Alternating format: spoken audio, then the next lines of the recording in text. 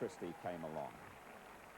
This should have been a great year for Michael Roswest, building on his tremendous performance in reaching the Olympic final after just 18 months in the sport, but it's been ruined by injury.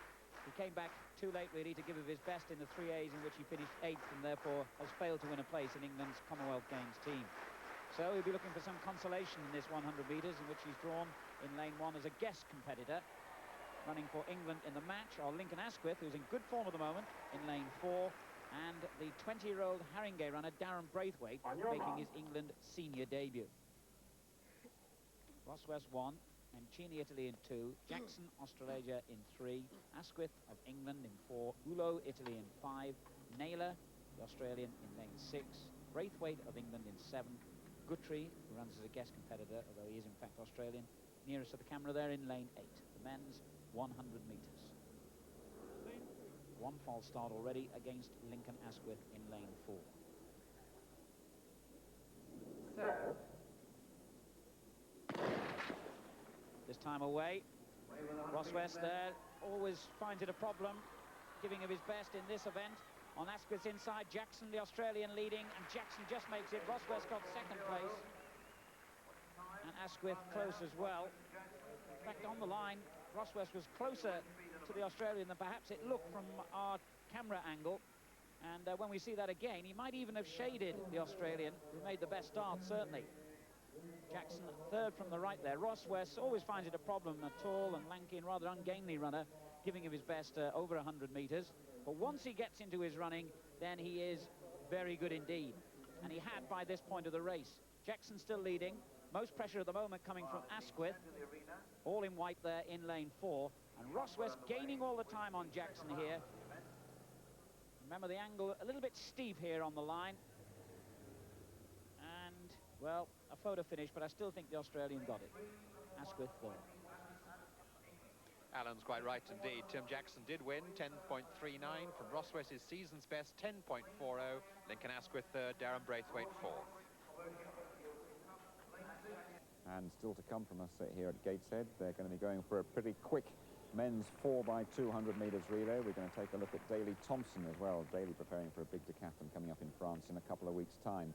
But now it's the British Rail Men's Sprinter Trophy final, the 100 metres.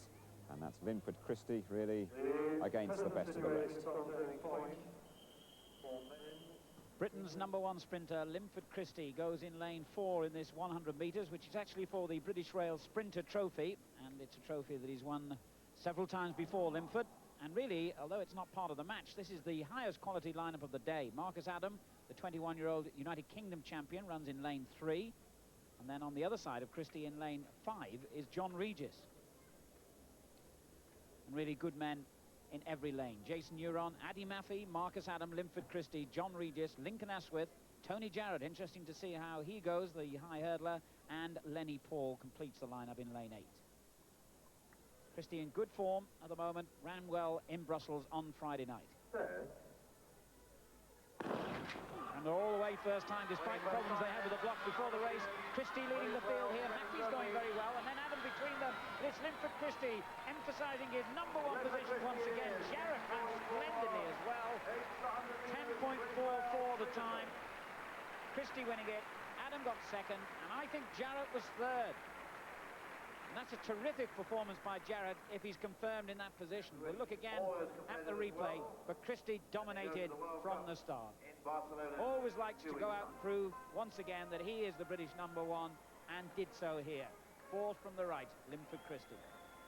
Well, in a domestic field, really, he does dominate this, and he did dominate it almost from the word go here. Looking at the other boys, it's very difficult from this angle to see the placings because they're so close at the moment. But Jarrett in the all-black suit on the second outside lane there, we think does come through. Possibly even get second here, Alan, I think. We can't see it, won't move on. Yes, oh, it's a photo, but very close between him and Marcus Adam for the second and third places there. And in fourth place there, I think maybe a little bit disappointing, John Regis.